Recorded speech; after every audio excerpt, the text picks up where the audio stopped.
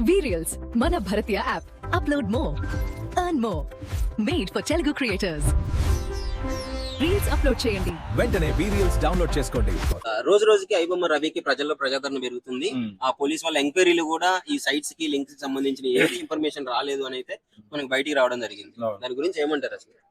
ఇప్పుడు ప్రజాదరణ పెరగడం అంటే వాస్తవంగా ఫ్రీగా సినిమాలు చూస్తున్నారు కాబట్టి ప్రజాదరణ అలా ఫ్రీగా సినిమాలు చూసుకుంటూ ఉంటే పోద్ది కదా అని చెప్పి ఆలోచిస్తున్నారు. కానీ జనాలు ఒక సంస్థ నాశనం అయిపోతుంది, ఒక వ్యవస్థ నాశనం అయిపోతుంది అని ఒకరైనా ఆలోచించారు? ఐబొమ్మ రవి లాంటోడు ఒకటి సొమ్ముని ఒకటి దారాదత్తం చేస్తూ ఉంటే దాన్ని వాళ్ళు సమర్థిస్తున్నారంటే ఏ రకంగా ఆలోచించాలి? వాస్తవంగా ఒక సినిమా వ్యవస్థ అనేది ఈవేళ ఏ స్థాయిలో ఉందో అందరికీ తెలుసు. ఎందుకంటే ఒక తెలుగు సినిమా ఇండస్ట్రీ ఈవేళ ప్రపంచ స్థాయికి వెళ్ళిపోయింది, ఒక అద్భుతమైన ప్రగతిని సాధించింది. గొప్ప గొప్ప హీరోలు, గొప్ప గొప్ప డైరెక్టర్లు తయారయ్యారు. ఇక్కడి నుంచి ఇండస్ట్రీ చాలా బలంగా బలోపేతంగా అయ్యింది. ఇలాంటి పరిస్థితిలో చీడపురుగుల్లాగా మూవీ రూల్స్ అని ఈ ఐబొమ్మ రవి అని వీళ్ళంతా వచ్చి సర్వనాశనం చేస్తున్నారు. సినిమా పొద్దున్న రిలీజ్ అయితే మధ్యాహ్నానికి వీళ్ళు రిలీజ్ చేసేసుకుంటున్నారు. వీళ్ళంతా ఇళ్లలో కూర్చుని చూసేసుకుంటున్నారు. ఇక్కడమ్మో సినిమా లాసిపోతుంది. అర్ధాంతరంగా ఆ నిర్మాత సర్వనాశనం అయిపోతున్నాడు. వ్యవస్థలు కూలిపోతున్నాయి. ఇక్కడ ఆర్టిస్టులకు కానీ లేకపోతే టెక్నీషియన్ కానీ పని లేకుండా పోతుంది. సర్వనాశనం అయిపోతా ఉంది డిపార్ట్మెంట్. మరి వాళ్ళందరికీ వీళ్ళు సపోర్ట్ చేయడం ఎంతవరకు కరెక్ట్? ఇంకోటి పోలీస్ డిపార్ట్మెంట్ వాళ్ళు కూడా ఇగో పరంగా ఈ కేసు సాల్వ్ చేశారు. ఎందుకంటే ఐబొమ్మ రవి పబ్లిక్ గా వార్నింగ్ ఇచ్చాడు. మిగతా వెబ్సైట్లన్నీ చాలా ఉన్నాయి, మరి వాటిని ఎందుకు పట్టించుకోవట్లేదు అని సజ్జనార్ గారిని ట్రాక్ చేస్తూ ఆ వెబ్సైట్లు పేర్లు కూడా పెట్టి చూపించడం జరుగుతుంది. నేనేమంటానంటే వాళ్ళ దగ్గర మంత్రదండ ఏమి ఉండదు కదా. ఇప్పుడు కాలజ్ఞానం తెలియదు కదా పోలీసులు కూడా మళ్ళీ అంటోళ్లే. కాకపోతే వాళ్ళ ఇన్వెస్టిగేషన్ లో కొంచెం లేట్ అయినా తప్పనిసరిగా ఎవడైతే నేరస్తుడు ఉన్నాడో వాడిని పట్టుకుని తోలు చేసి కూర్చోబెట్టడం జరుగుతుంది. ఈ లోపలనే అది చేయలేదు ఇది చేయలేదు అని చెప్పి చేస్తున్న వాళ్ళని నిరుత్సాహపరిస్తే నష్టపోయేది ఎవరు? మళ్ళీ మనమే. అది తెలియక చాలా మంది ఏమనుకుంటున్నారంటే పోలీసు వాళ్ళు ఎందుకు నిర్లక్ష్యం వహిస్తున్నారు అంటే వాళ్ళకి టైం వస్తుంది, టెక్నాలజీ పరంగా దాన్ని ఏ రకంగా ట్రాక్ చేసి వాళ్ళని పట్టుకునేవాలో ఆ సంస్థ వాళ్ళని పట్టుకుని దాన్ని ఎలా మూయాలో వాళ్ళకి తెలుసు. కాకపోతే కొంచెం సమయం పడుతుంది. ఇష్టానుసారంగా మనం కంప్లైంట్ ఇచ్చినంత ద్వారానో లేకపోతే ఇంకో ద్వారా గబక్కన వెంటనే వెళ్ళి అవి క్లోజ్ చేయలేరు కదా. ఇప్పుడు వీళ్ళు ఎక్కడెక్కడి నుంచో ఏ దేశాల నుంచో వాళ్ళు చేసి వాళ్ళు సొంతంగా పెట్టేసుకుంటున్నారు.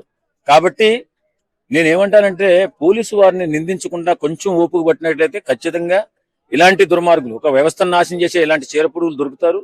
ఖచ్చితంగా వాళ్ళకి బుద్ధి చెప్పే రోజు వస్తుంది, చెప్పడం జరుగుతుంది. కొంతమంది వాళ్ళకు సపోర్ట్ చేస్తున్నారు. ఈ మధ్యకాలంలో నేను చూశాను, అడ్వకేట్స్ చేశారు. తర్వాత ఎవడో తీన్మార్ మల్లన్నని అతను మరీ తీవ్రంగా చేశాడు. సజ్జనార్ గారిని ఇష్టానురీతిగా తిట్టాడు. సజ్జనార్ని తిట్టడం కాదు, సవాల్ విసిరాడు. తర్వాత సినిమా వాళ్ళు పతివ్రతల అని చెప్పేసి వాళ్ళు కూడా ఏదో దోపిడీ దొంగలు అన్నట్టుగా మాట్లాడాడు. ఇప్పుడు ఆ రకంగా మాట్లాడితే నేను సినిమా వాడిని, అటు తుచ్చ రాజకీయ నాయకుడు మాట్లాడితే నాకెంత కోపం వస్తుంది?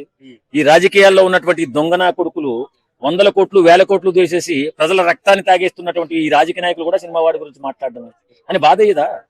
ఎందుకు బాధేదు? ఎందుకంటే ఇప్పుడు కష్టపడి భూములు అమ్ముకునో ల్యాండ్ అమ్ముకునో సినిమా మీద ప్యాషన్ తోటో వ్యాపారం చేసుకోవాలన్న ఆలోచనతోటో వచ్చి సినిమాలు తీసుకుని నష్టపోతుంటే ప్రభుత్వం కూడా కరుణించి వెసులుబాటు కల్పించి 4 రోజులు టికెట్లు అమ్ముకునే వెసులుబాటు కల్పించింది. ఎందుకు టికెట్లు ఎందుకు పెంచారు అని చెప్పి చాలా మంది అడుగుతున్నారు.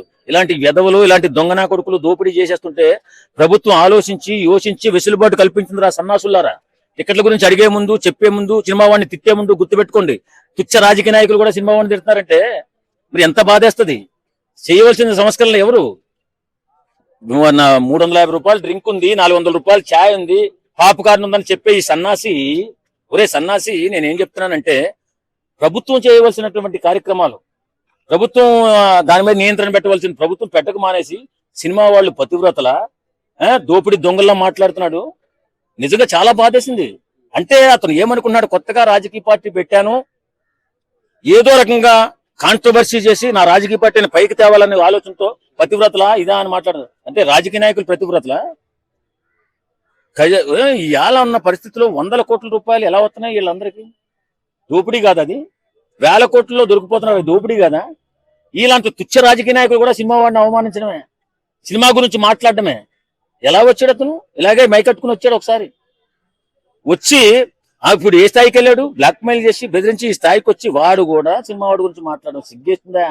ఒకడు సొమ్మును ఒకడు దారాదత్తం చేస్తుంటే వాడిని హీరోగా పొగుడుతున్నాడు. వాడు సినిమాల్లో కూడా పెద్ద పెద్ద యాక్టర్లు అందరూ నెక్స్ట్ స్టెప్ రాజకీయాలే కదా. ఏదేమైనా మరి వాడు మాట్లాడకూడదు కదా. అది ఇప్పుడు సినిమా వాడిని మాట్లాడే ముందు వాడి చరిత్ర, రాజకీయ చరిత్ర కూడా తెలుసుకుని మాట్లాడాలా. సినిమా వాళ్ళు పతివ్రతలు అంటే పతివ్రతలే రా బాబు. నువ్వు పతివ్రత కాదేమో నాకు తెలిసి.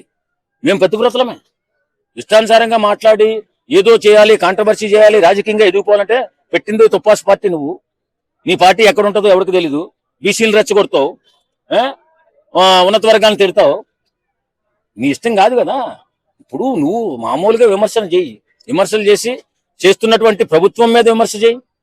బాధ్యత ఎవరితో? ప్రభుత్వాన్ని కదా అది. అది కాకుండా వచ్చి సినిమా వాళ్ళ పతివ్రత అని నువ్వు పోలీసులు తిట్టావు.